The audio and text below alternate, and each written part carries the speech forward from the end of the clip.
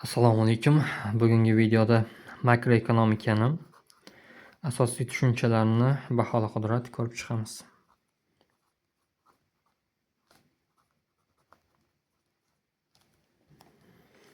Demak, makroekonomikada daromadni aylanishi asosan ikki subyekt o'rtasida hisoblanadi. Bu uy xo'jaliklari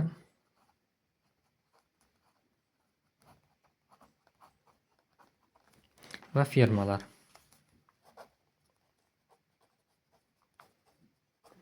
Bu umumiy hayotda inson qanaqadir mahsulot sotib oladi, kim ishlab chiqargan? Fermalar ishlab chiqargan. Fermalar qanaqadir ishchilarni yollaydi, ishchilar kim? Uy xo'jaliklari. Ana shu narsa.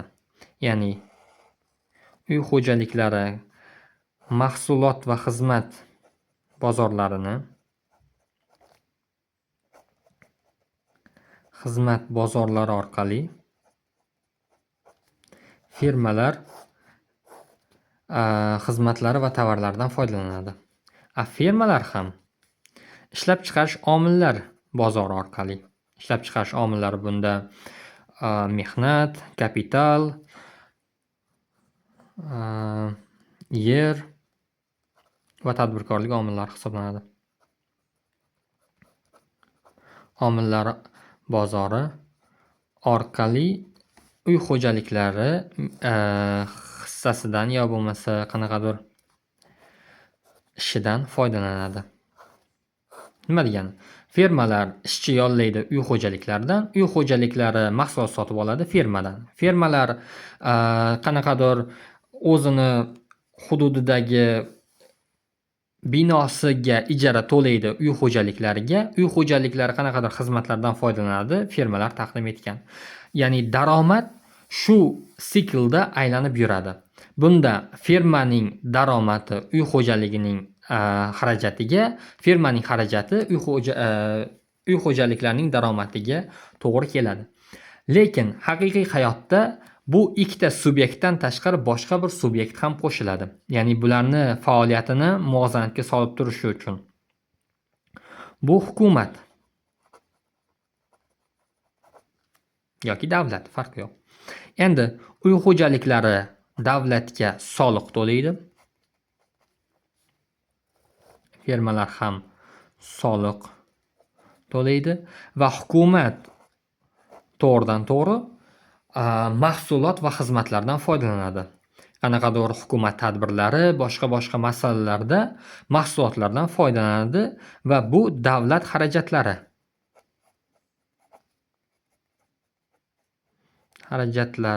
Deb ataladi. Va pulning aylanmasini tartibga soluvchi yana bitta subyekt kiradi, bu moliyaviy institutlar. Nima degani? Bu banklar, bu moliyaviy qanaqadir investitsiya tashkilotlari va hokazolar. Ya'ni uy xo'jaliklari jamg'arma sifatida banklarga pul qo'yishi mumkin. Firmalar ham bir o'z o'rnida, hukumat ham, davlat ham, ya'ni hammasini xarajat qilib ishlatmaydi-da, barcha soliqlarni ishlatmaydi-da, ma'lum bir qismini jamg'arma sifatida banklarga qo'yadi. Va moliyaviy institutlar ham o'z ma'nosida, ya'ni o'z o'rnida investitsiya sifatida mahsulot va xizmatlar bozoriga investitsiya kiritadi. Investitsiya, kredit beradi degan ma'noda investitsiya moliyaviy institutlar investitsiya orqali mahsulot va xizmatlar bozoriga bog'lanadi. Bu yopiq iqtisodiyotda pulni qanday aylanishini ko'rsatadi. Agar ochiq iqtisodiyot bo'ladigan bo'lsa, bunga eksport va importda ham alohida qo'shamiz. Ya'ni pul ma'lum bir qismi chiqib ketadi, ma'lum bir boshqa bir davlatdan pul kirib keladi. Income, daromad. Ya'ni bitta subyektni xarajati, ikkinchi subyektni daromadi. Bu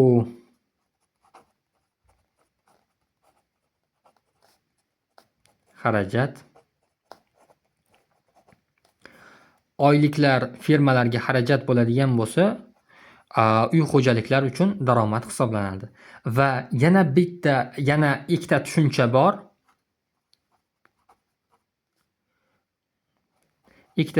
bor. Uy xo'jaliklari va firmalar o'rtasidagi pul aylanmasini to'g'ridan to'g'ri ifodala olmaydigan miqdorni anglatadi. Nima degani bu? Uy xo'jaliklarining cho'ntagidan chiqadi, lekin firmalarga yetib bormaydi to'g'ridan to'g'ri. Nima bo'lishi mumkin? Leakage bu chiqim.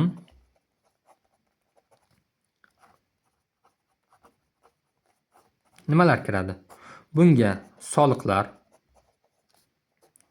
bunga kiradi jamg'armalar va bunga kiradi import. Siz import mahsulotlarni sotib olasiz, lekin import mahsulotlarni sotib olishingiz natijasidagi to'lagan pulingiz davlat ichidagi firmalarga yetib bormaydi. Va yana bitta tushuncha bor. Bu injection.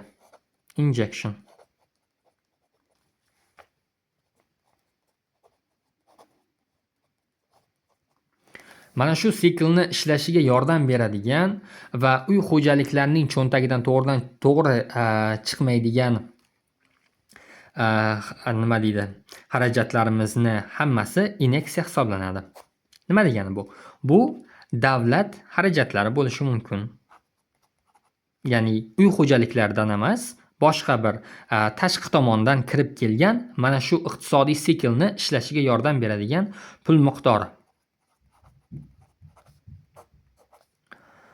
Davlat xarajatlari,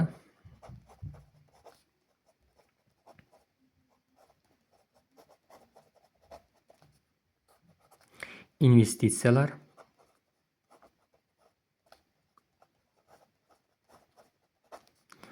va eksport.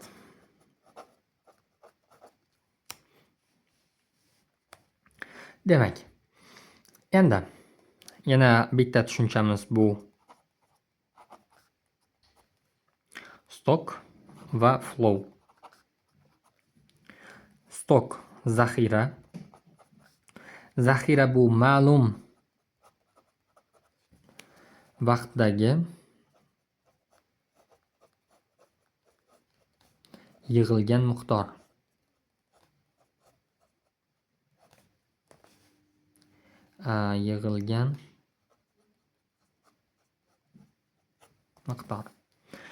Flow bu oqim, vaqt oralig'idagi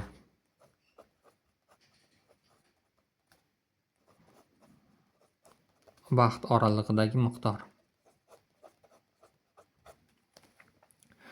Aytaylik, davlatni 2025-yildagi tashqi qarzi 5 milliard dollar bo'ladigan bo'lsa, bu oqim hisoblanadi. Lekin 2025-yildagi umumiy tashqi qarzi bo'ladigan bo'lsa, bu zaxira hisoblanadi. 2025-yil aprelda ishini yo'qotganlar bu oqim. 2025-yil apreldagi jami ishsizlar soni bu zaxira. Interval bo'ladigan bo'lsa, bunda oqim. Aynan bir ma'lum bir vaqtdagi yig'ilgan miqdor bo'ladigan bo'lsa, bu zaxira hisoblanadi. Demak, biz makroekonomikani o'rganganimizda asosiy iqtisodiyot qalay ishlayapti, yaxshimi, yomonmi, shu narsalarni taqqoslashimiz uchun eng ko'p qo'llaydigan terminimiz bu yalpi ichki mahsulot.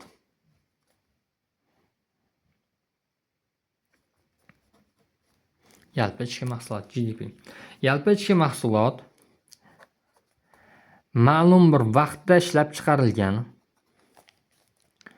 ma'lum bir vaqt oralig'ida ishlab chiqarilgan, ma'lum bir vaqt tayyor mahsulot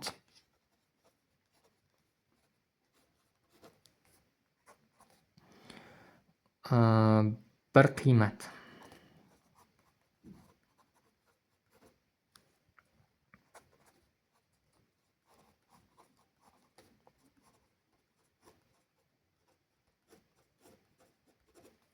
Nima degani? GDP, yalpi ichki mahsulot bu ma'lum bir vaqt oralig'ida ishlab chiqarilgan yoki ko'rsatilgan xizmatlarni, tayyor mahsulotlarni ma'lum bir pul birligidagi qiymati. Bunda kirmaydi davlatdan tashqaridagi qanaqadir jamg'armalardan olinadigan pullar yo bo'lmasa Shvetsariya bankiga qo'yilgan puldan siz foiz oladigan bo'lsangiz, bu O'zbekistonning GDPsiga kirmaydi. Demak, bu ma'lum bir vaqtda bo'lishi kerak, ishlab chiqarilgan bo'lishi kerak yoki xizmat ko'rsatilgan bo'lishi kerak va bu tayyor bo'lishi kerak va miqdorda bitta qiymatda berilishi kerak. Nima degani? O'zbekistonning GDPsi bu 2 milliardta olma degan narsa emas. Ya'ni bu ya'ni mahsulotni turi aytilmaydi. So'mda bo'lsa so'mda, dollarda bo'lsa dollarda, qanaqadir valyutada bo'ladigan bo'lsa, hammasi bitta valyutaga tenglashtiriladi yoki bitta valyutada hisoblanadi. Endi GDP ni hisoblashni GDP O'zbekiston hududida yoki istalgan bitta davlat hududida ma'lum bir vaqtda, odatda 1 yilda ishlab chiqarilgan barcha mahsulotlar, Xitoy kompaniyasi bo'lsa ham, Yaponiya kompaniyasi bo'lsa ham yoki qanaqadir Hindiston ishchilari orqali bo'lsa ham, barchasi GDP ga kiradi. Va shu vaqtda aytib o'tishim kerak bo'lgan narsa resident degan tushuncha.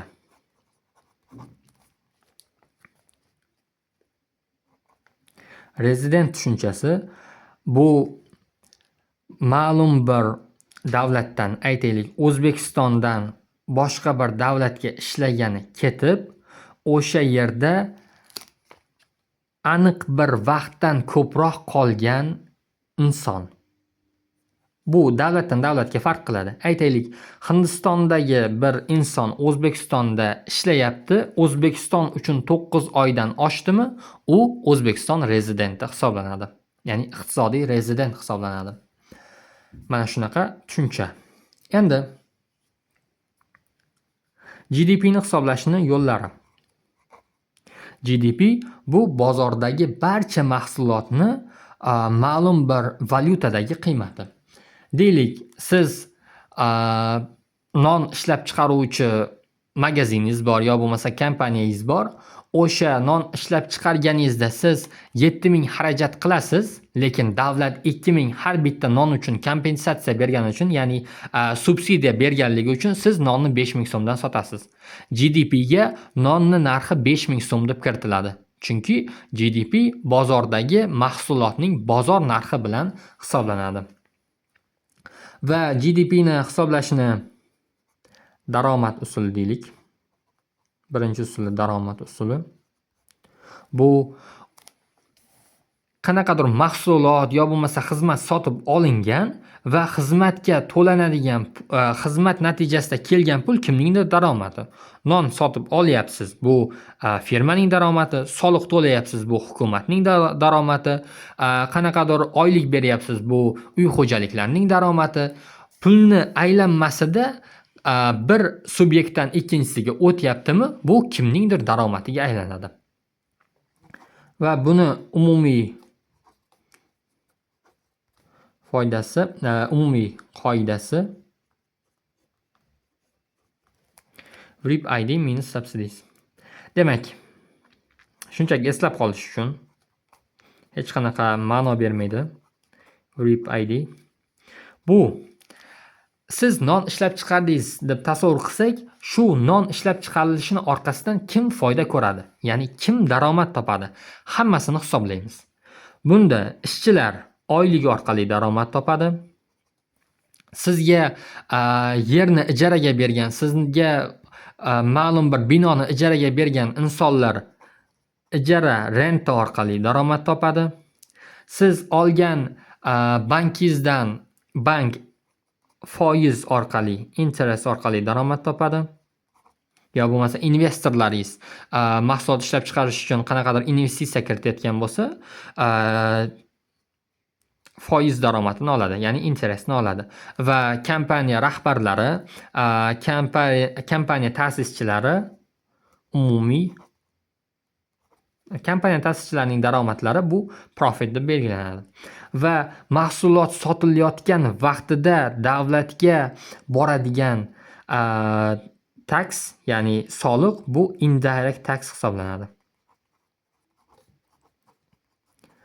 Ya'ni mahsulot sotilgandagi qo'shimcha qiymat solig'i.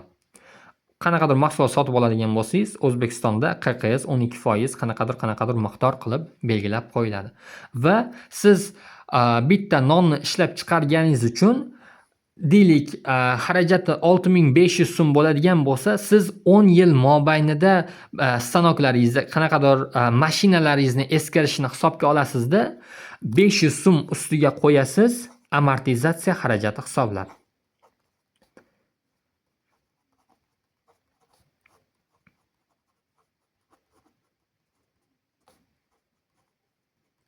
Amortizatsiya, ya'ni nonga qanaqadir ta'sir ko'rsatmayapti. Nonni narxiga to'g'ridan to'g'ri ishchilar orqali yo bo'lmasa ishlab chiqarish omillari orqali ta'sir ko'rsatmayapti. Lekin siz o'zingizni mashinangizni 10 yildan keyin eskirib qolishini hisobga olib, har bitta nonga narxiga 100 so'm, 150 so'm qo'shib borishingiz bozor narxiga ta'sir qilganligi uchun ham biz qo'shishimiz kerak amortizatsiya xarajatlarini. Va davlat berayotgan subsidiyalar ayirib tashlanadi. Boyanki misolga qaytadigan bo'lsak, nonni xarajatlari, umumiy xarajatlari 7000 bo'ladigan bo'lsa, subsidiyalarni ayirib tashlaganimiz 2000 ayiradigan bo'lsak, non narxi 5000 so'mga tushadi. GDP ga 5000 so'm qilib hisoblanadi. Endi GDP ni qo'shilgan qiymat usuli.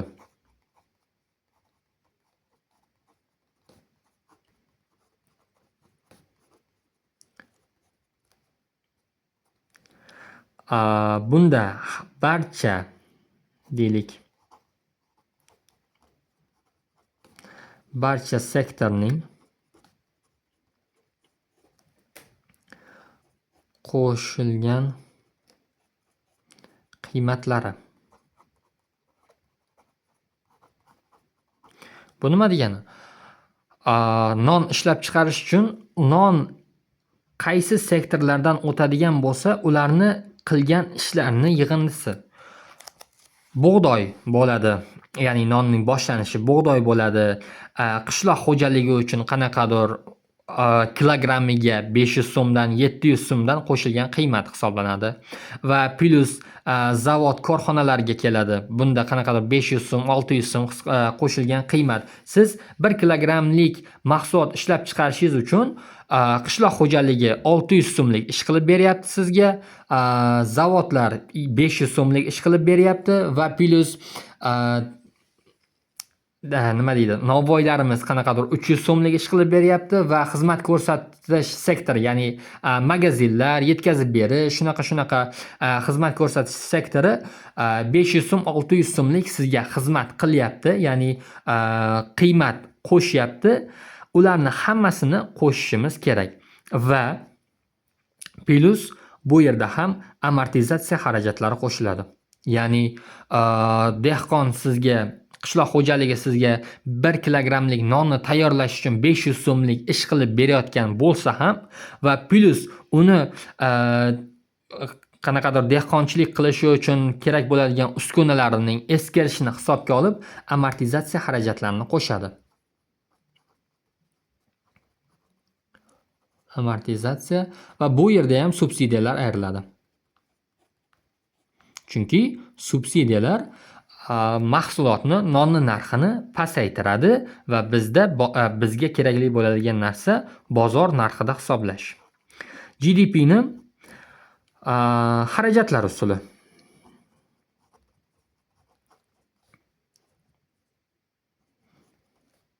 Xarajatlar usuli eng keng qo'llaniladigan usul. Bunda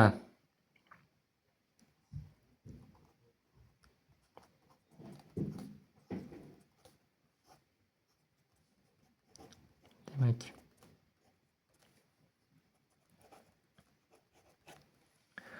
Consumption. Iste'mol. Qanaqa iste'mol xarajatlari bo'ladigan bo'lsa, consumptionga kirib ketadi. Servislar bo'lishi mumkin, qanaqadir mahsulotlar bo'lishi mumkin, davlatni qanaqadir servislardan foydalanganligi bo'lishi mumkin. Hammasi consumptionga kirib ketadi. Va bunda uy xo'jaliklarini jami iste'mol xarajatlari consumptionga kiradi va investitsiyalar bu mashina sotib olinishi yo bo'lmasa ya'ni kompaniya ishlashi uchun mashina sotib olinishi, qanaqadir investitsiya kiritish, stanok sotib olish, hammasi investitsiyalarga kirib ketadi.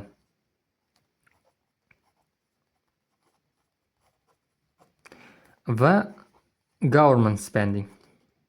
Bu hukumat xarajatlari.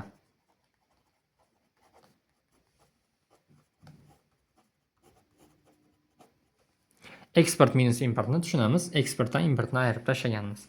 Ya'ni oldin aytganimizdek, umumiy kimningdir xarajatlari kimningdir daromadlariga teng. Ya'ni siz consumptionda qanaqadir xarajat qilyapsizmi, u boradi kimningdir oyligi sifatida, kimgadir ijara bo'lib, kimgadir foiz to'lovi bo'lib, kimgadir foyda bo'lib boradi. Bu nima degani? Ya'ni GDPning bu usuli bilan bu usuli umuman olganda uchala usuli ham aynan bir narsani anglatadi. Ya'ni bitta qiymat berishi kerak.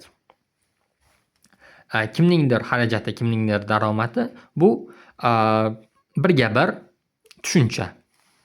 Ikkalasi bir-birini to'ldiradi. Demak, GDP deflator.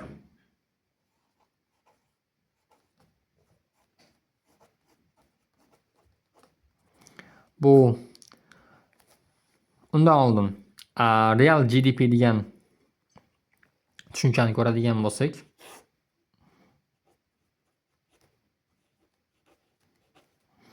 real GDP mahsulotni bazis yildagi narxiga ko'paytmasiga teng.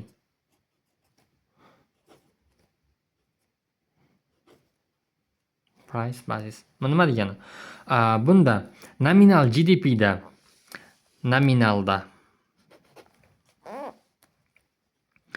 O'zbekistonda ishlab chiqarilgan 100 mingta mahsulotni 2025-yilda ishlab chiqarilgan 100 mingta mahsulotni 2025-yildagi narxiga ko'paytiradigan bo'lsak, real GDPda buni bazis yilga ko'paytiramiz. Odatda 1 yil oldingisiga ko'paytiramiz. Nima uchun kerak bo'ladi? Bunda iqtisodiyot o'zi nimani evaziga o'syapti?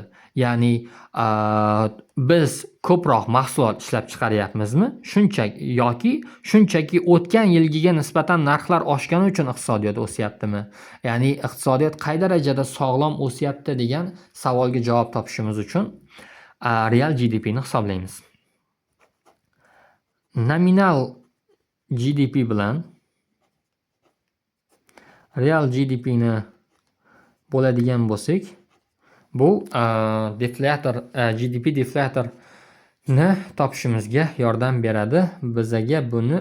Bu bizaga beradi inflyatsiyani.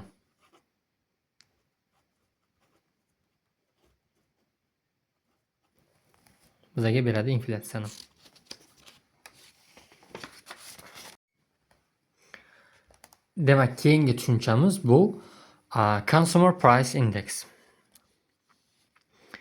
Ya'ni iste'molchi narx indeksi.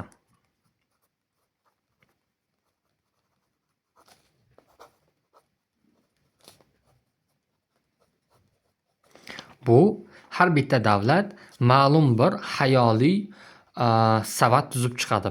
Bunda insonlarga kerak bo'ladigan asosiy mahsulotlar kiritiladi. Bo'lishi mumkin, har bitta davlatga qarab farq qiladi.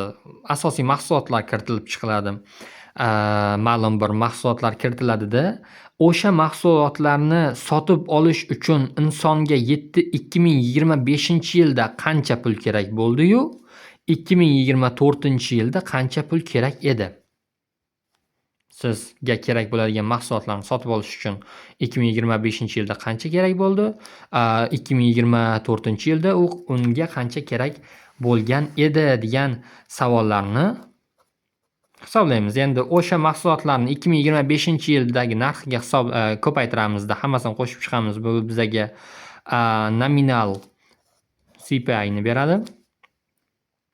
Va o'sha mahsulotlarni bazis yilga hisoblaymiz. Bazis yilga ko'paytiramiz. Bo'lishi mumkin bu 1 yil oldingisi, bo'lishi mumkin 2020. Bizga beradi real CPI ni. Va nominal CPI bilan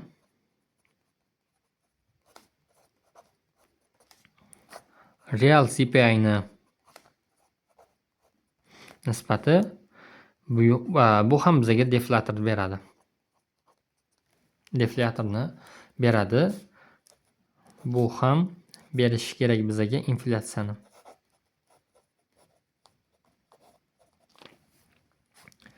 Inflyatsiyani berishi kerak. Endi asosiy farqi CPI da mahsulot o'zgarmaydi. Real va nominal GDP da esa price o'zgaradi.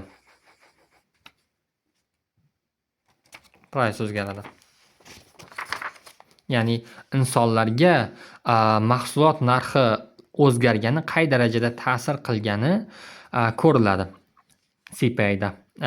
Deflator, nominal va real deflatorni nisbatini topganimizda. Endi keyingi tushunchalarimiz. GNP,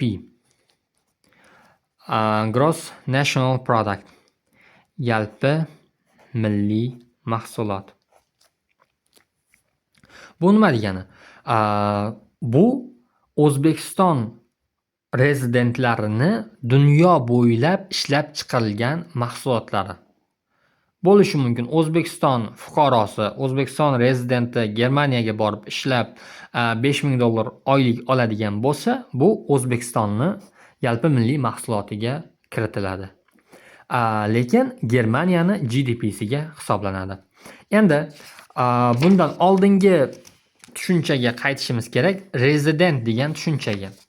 Agar O'zbekiston uchun ma'lum bir davlatdan bitta fuqaro kelib 9 oydan ortiq iqtisodiy amallarni bajaradigan bo'lsa, ya'ni ishlaydigan bo'lsa, qanaqadir servis ko'rsatadigan bo'lsa, sotib olsa yoki xizmat ko'rsatsa, ular 9 oydan oshsa O'zbekiston rezidenti hisoblanadi va O'zbekistonni yalpi milliy mahsulotiga kiritiladi.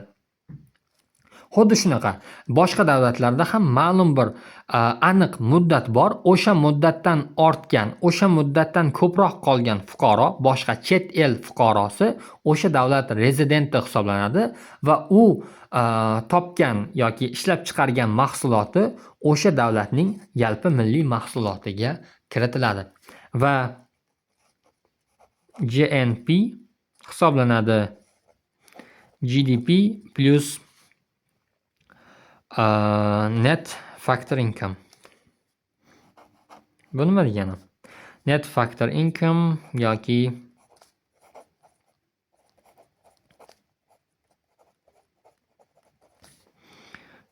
birlamchi daromadlar.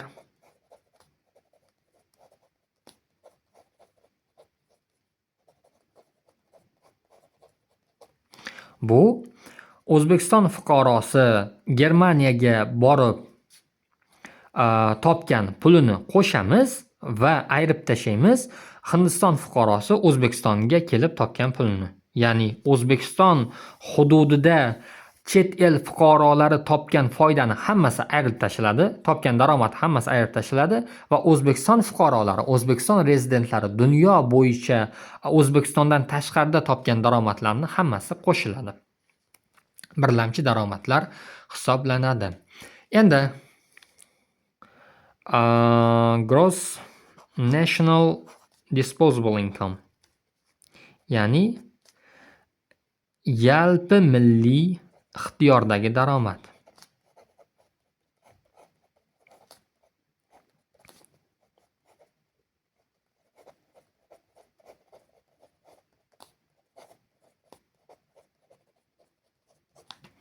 Bu nima degani? Bu GNDP teng bo'ladi GNP plus net current transfers.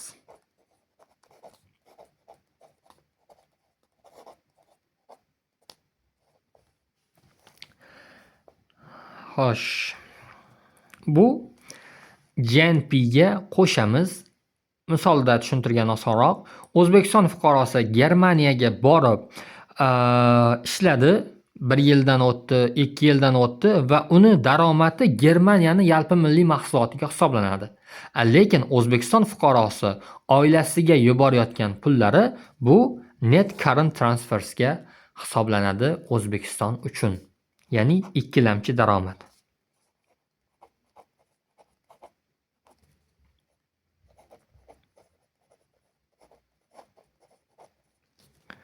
Ikkilamchi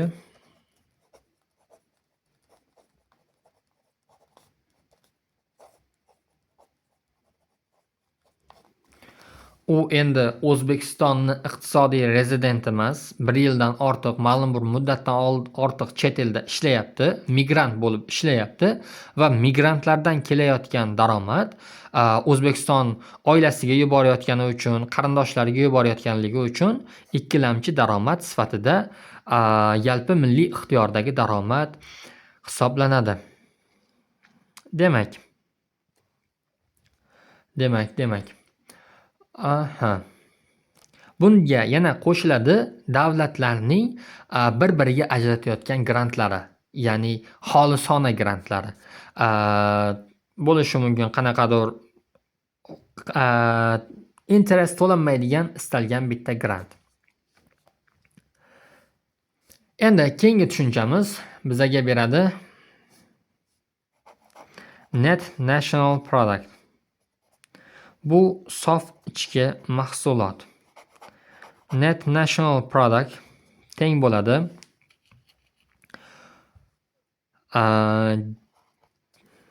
GNP minus amortizatsiya. Bu iqtisodiyotdagi faktorlardan, iqtisodiy omillardan kelayotgan daromad. Nima degani?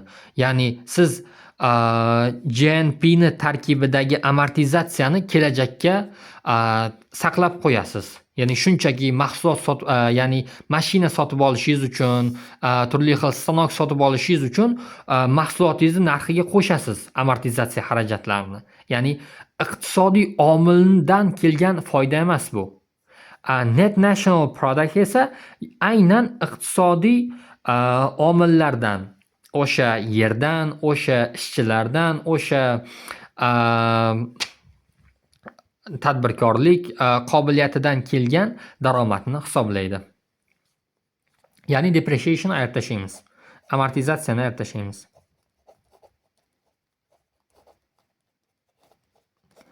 Amortizatsiyani ayirib tashlaymiz va bu national income bilan deyarli bir xil narsa. Va bitta farq qilishi mumkin. Bunda raqamlarni har xilligi, ya'ni statistik farqlar deb qo'yaylik. Deyarli bir xil, faqat national income hisoblanayotgan vaqtida boshqacharoq raqamdan foydalangan bo'lishi mumkin. Juda kichik farq bo'ladi. Net national product bilan bir xil qiymat beradi umuman olganda. Endi national income milliy daromad ga nimalar kiradi? Milliy daromadni kategoriyalarga bo'lib chiqadigan bo'lsak, asosiy kategoriyalari bunda bo'ladi. Ishchilarni daromadlari,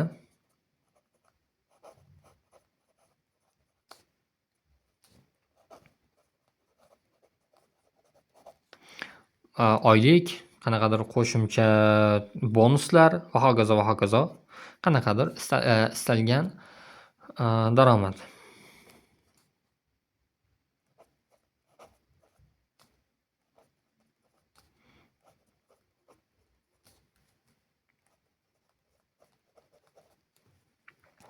Bu xususiy mulk daromadlari bo'lishi mumkin. Kichik bizneslar, qanaqadir yuridik tashkilotlar, xususiy qanaqa mulk bo'ladigan bo'lsa, xususiy mulk daromadlari va ijara daromadlari,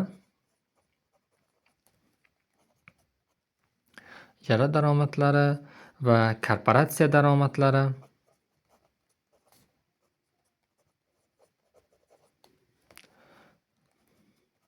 va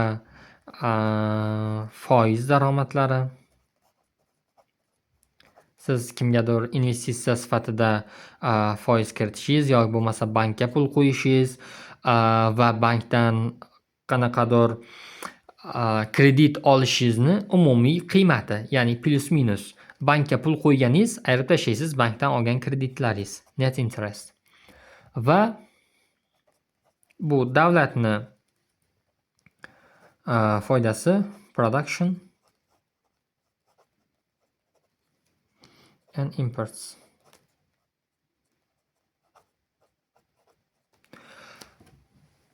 Davlatdagi istalgan daromad mana shu 6 tasiga kiradi. Istalgan daromad, national income'ni istalgani mana shu 6 tadan bittasi hisoblanadi.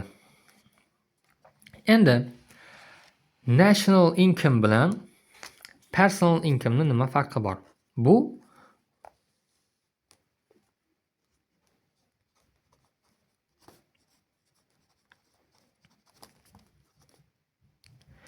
aholining daromadi. Bu yerda umumiy daromad, davlat ichidagi umumiy daromad. Bu yerda bor, davlatni daromadi ham bor, korporatsiyani daromadlari ham bor, korporatsiyani ishlatmaydigan daromadlari ham bor, ya'ni kelajakka saqlab qo'yadigan daromadlari. Personal income bo'lsa, bu aholini daromadi qancha. Ya'ni aholini cho'ntagiga nimalar kelyapti degan narsani hisoblaydi. Bunda national income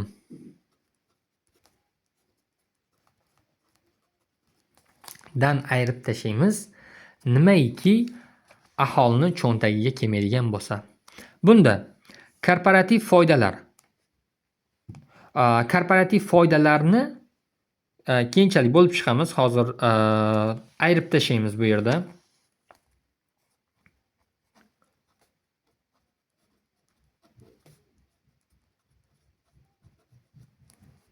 Bunga qaytamiz. Korporativ income'ga qaytamiz. Demak,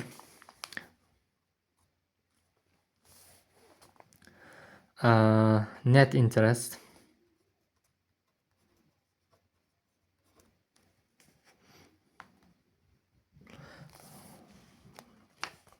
hozir net interest, indirect taxes,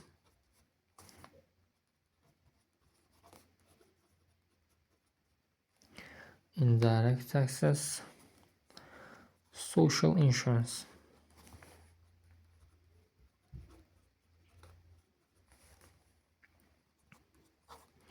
Qo'shamiz dividendlar. Qo'shamiz davlatni transfer to'lovlari. Davlat transferlari va qo'shamiz interest income.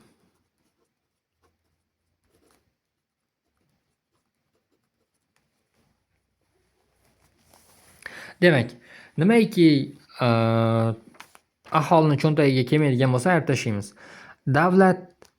Davlatga bergan umumiy ma'lum bir davlatdagi jami foiz daromadlaridan, ya'ni interest daromadlarini ayirib tashlaymiz va faqatgina aholini o'zini cho'ntagiga keladigan personal interest income'ni qo'shamiz. Ya'ni buni ichida davlatniki ham bor, buni ichida qanaqadir tashkilotlarniki ham bor. Shularni ayirib tashlaymizda, faqatgina aholini o'zinikini qo'shib qo'yamiz. Endi corporative income, korporatsiya foydasi 3 ta turga bo'linadi. Bu dividend hisobida to'lanadigan o'zini qanaqadir ishchilariga, boshqa narsalarga to'lanadigan to'lovlar va soliqlar va plyus mana bu dividendlar bu kompaniyani ma'lum bir qismini sotib olganingizdan keladigan foyda. Sharelarni sotib olganingizdan keladigan foyda. Va bir qismi kelajak uchun nima deylik? Savings deylik. Ya'ni ma'lum bir qismini saqlab qo'yadi kelajakda ishlatish uchun. Ma'lum bir qismini soliq sifatida davlatga to'laydi. Faqatgina bir qismgina kompaniyani egalariga yo bo'lmasa kompaniyani sherlarga ega bo'lgan insonlarga boradi dividend hisobida. O'shaning uchun corporative income'ni umumiy ayirib tashlaymizda dividendni qaytarib qo'shib qo'yamiz. Va mahsulot ustiga qo'shiladigan QQSni ayirib tashlaymiz. Indirect taxni ayirib tashlaymiz, chunki bu davlatga boradi, aholini cho'ntagiga kelmaydi. Va ijtimoiy sug'urta to'lovlarini ayiramiz. Davlatga ijtimoiy sug'urta to'lovlarini hammasini ayirib tashlaymiz. Qanaqadir oylikdan ushlanib qolinadigan sug'urtalar yo bo'lmasa yig'iladigan qanaqadir sug'urta to'lovlarini hammasini ayiramiz davlatga borgani uchun va davlat to'lab beradigan transferlarni qo'shamiz. Bu transferlar nima degani? Oyliklar, pensiyalar,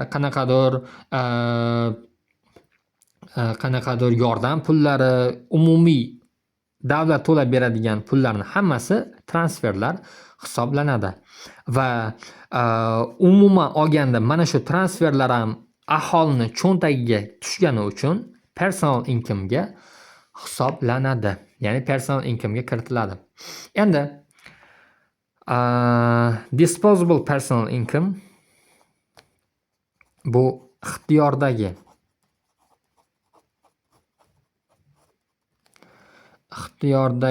shaxsiy daromad.